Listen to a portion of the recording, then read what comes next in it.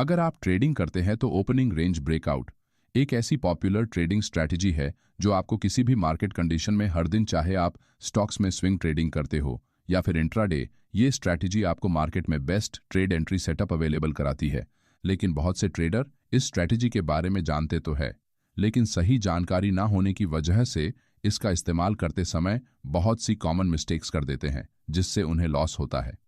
इसलिए आज के वीडियो में हम ओपनिंग रेंज ब्रेकआउट स्ट्रैटेजी क्या है और ये कैसे काम करती है, इसके बारे में पूरे डिटेल से जानने वाले हैं। साथ ही प्राइस एक्शन और स्मार्ट मनी कॉन्सेप्ट के साथ इस स्ट्रैटेजी का इस्तेमाल करके आप कैसे बेस्ट ट्रेड एंट्री सेटअप ढूंढ सकते हैं, ये भी सीखेंगे।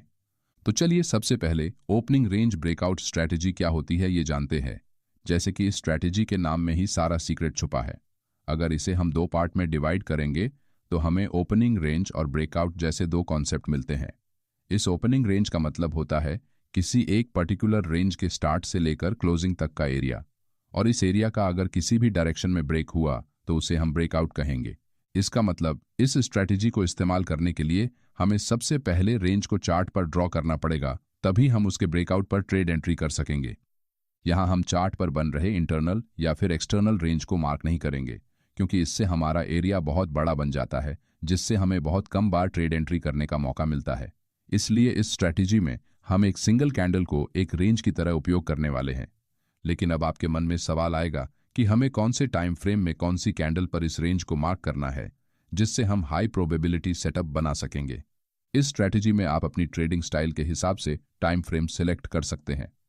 अगर आप स्विंग या फिर पोजिशनल ट्रेडिंग करते हैं तो आप इसे 1 घंटे या फिर 15 मिनट की टाइम फ्रेम में इस्तेमाल करें, और अगर आप एक इंट्राडे ट्रेडर है तो आप इसे थोड़े छोटे टाइम फ्रेम जैसे कि 5 मिनट या फिर 3 मिनट के चार्ट पर लगा सकते हैं।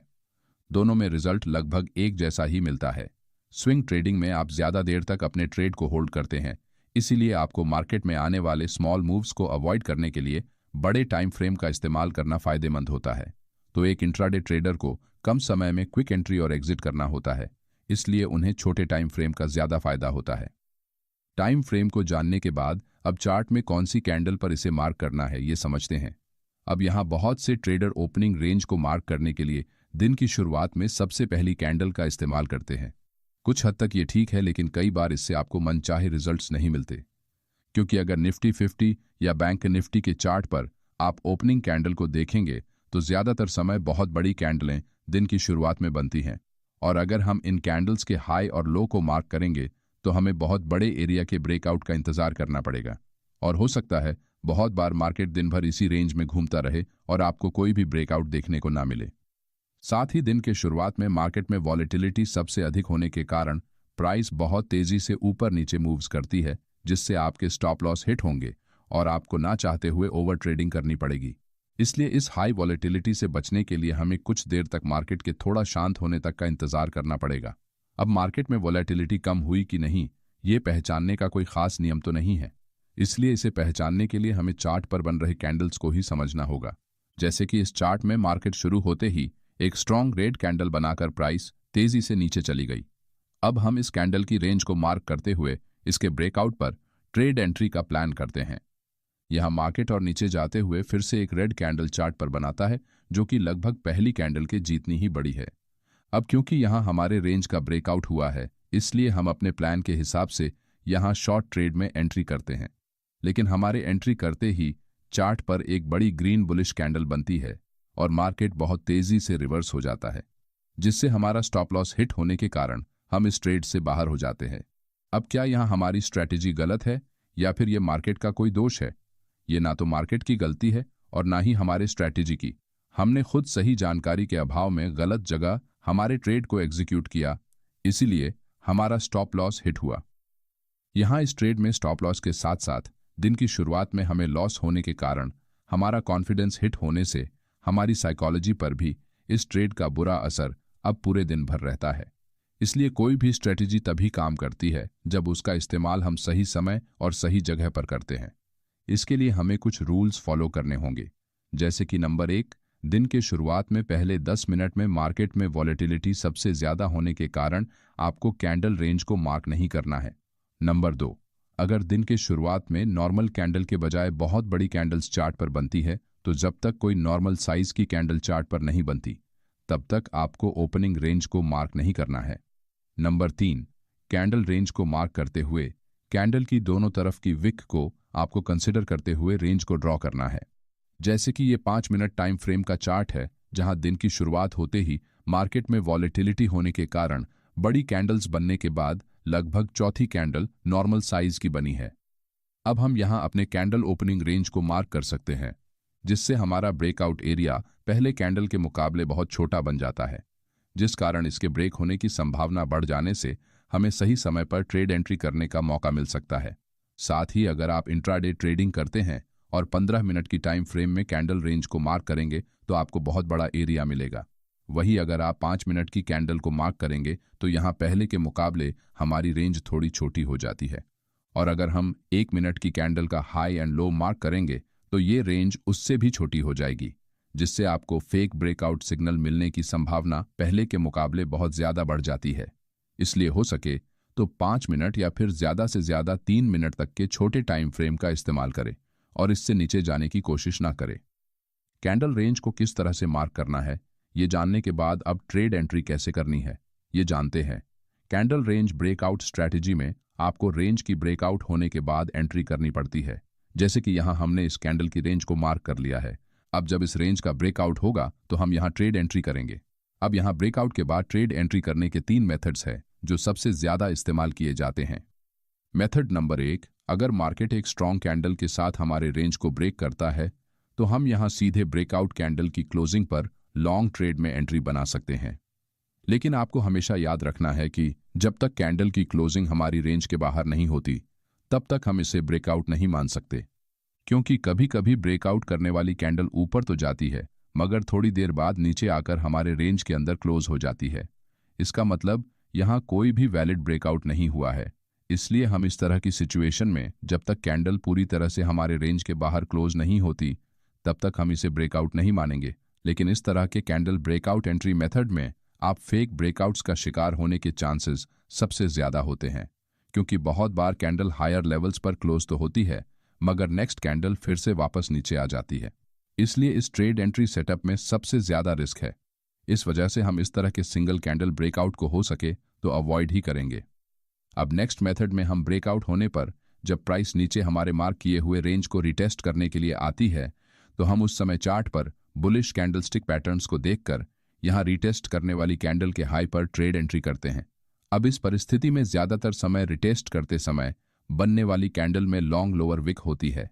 इसका मतलब यहां प्राइस को सेलर्स ने नीचे तो पुश किया मगर वो उसे लोअर लेवल्स पर क्लोज करने में सफल नहीं हो पाए, यानी कि यहां बायर्स अब भी बाइंग करने में इंटरेस्टेड है, जिस कारण से उन्होंने प्राइस को फिर से हायर लेवल्स पर पुश किया है। इसीलिए ये एक स्ट्रॉन्ग बुलिश सिग्नल बन जाता है।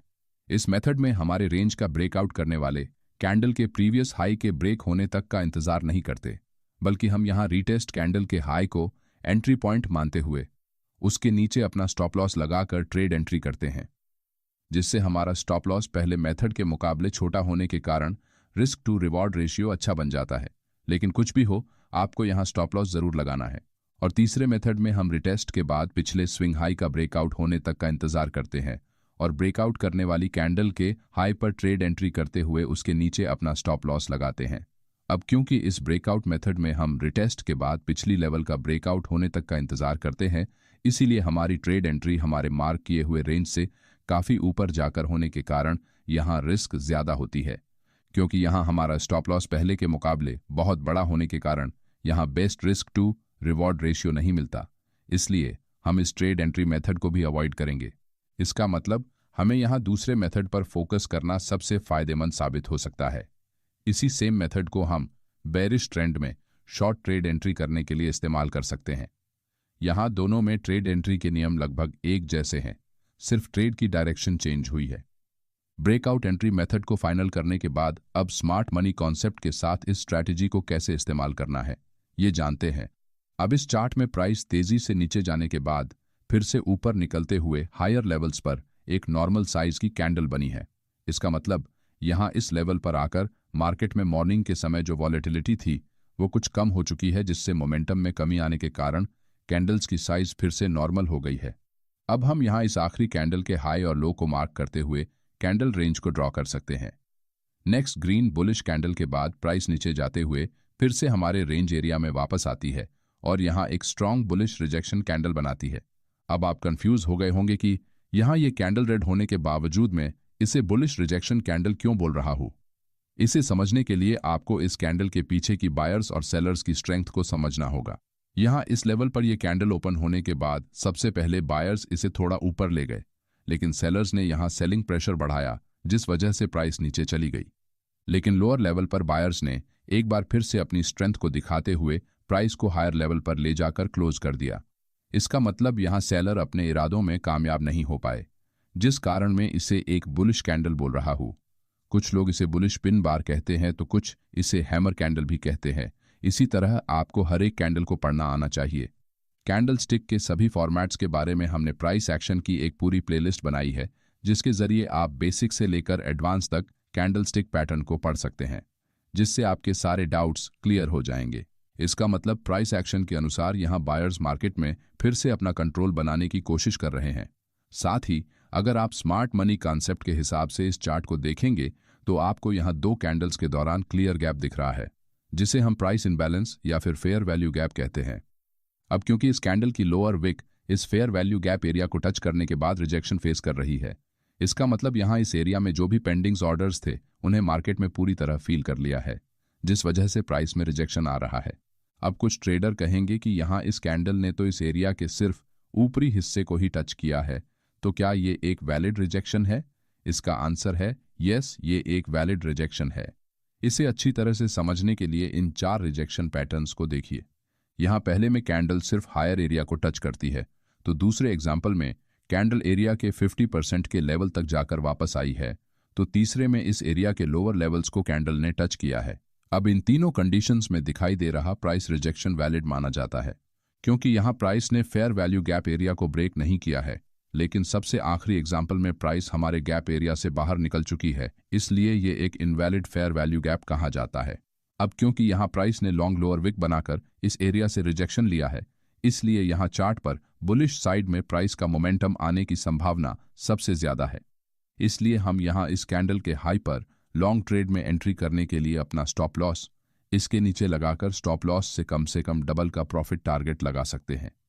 अब अगर यहाँ से मार्केट हमारे ऑपोजिट डायरेक्शन में भी चला गया तो हमारे पास यहाँ नीचे फेयर वैल्यू गैप एरिया का सपोर्ट मौजूद है।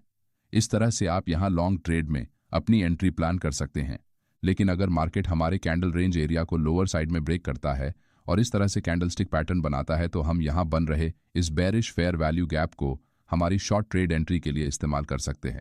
अगर कोई कैंडल इस एरिया में जाने के बाद रिजेक्शन फेस करते हुए नीचे आती है तो हम यहाँ शॉर्ट ट्रेड में एंट्री बनाएंगे, लेकिन यहाँ भी आपको स्टॉप लॉस का इस्तेमाल जरूर करना है। साथ ही इस ओपनिंग रेंज ब्रेकआउट स्ट्रैटेजी का इस्तेमाल करते समय आपको कुछ बातों का ध्यान रखना बहुत ज़रूरी होता है, जैसे कि इस चार्ट में प्राइस हमारे द्वारा ड्रॉ किए गए रेंज का हायर लेवल पर ब्रेकआउट करती है, जिसे देखकर हम यहाँ लॉन्ग ट्रेड में एंट्री प्लान कर सकते हैं। लेकिन इस ट्रेड में एंट्री करने से पहले आपको चार्ट पर कुछ की लेवल्स को देखना बहुत ज़रूरी है। जहां हम एंट्री प्लान कर रहे हैं उस एरिया में चार्ट पर हायर टाइम फ्रेम में जाकर हमें ये देखना पड़ेगा कि यहाँ कोई इंपॉर्टेंट रेजिस्टेंट लेवल चार्ट पर मौजूद तो नहीं है, क्योंकि हायर टाइम फ्रेम में बन रहे की लेवल्स को मार्केट लोअर टाइम फ्रेम में ज़रूर रिस्पेक्ट करता है, जिससे हमारे एंट्री करने के बाद मार्केट यहाँ से रेजिस्टेंस फेस करके फिर से नीचे की तरफ जा सकता है। इसलिए अगर आप 5 मिनट की टाइम फ्रेम में ट्रेड एंट्री करते हैं तो आपको 15 मिनट या फिर 1 घंटे की टाइम फ्रेम चार्ट पर की लेवल्स को ढूंढने की कोशिश जरूर करनी है, तभी आप मार्केट में ट्रैप होने से बच सकेंगे। अगर इस स्ट्रैटेजी के बारे में आपके मन में कोई डाउट्स है तो कमेंट में ज़रूर पूछिए।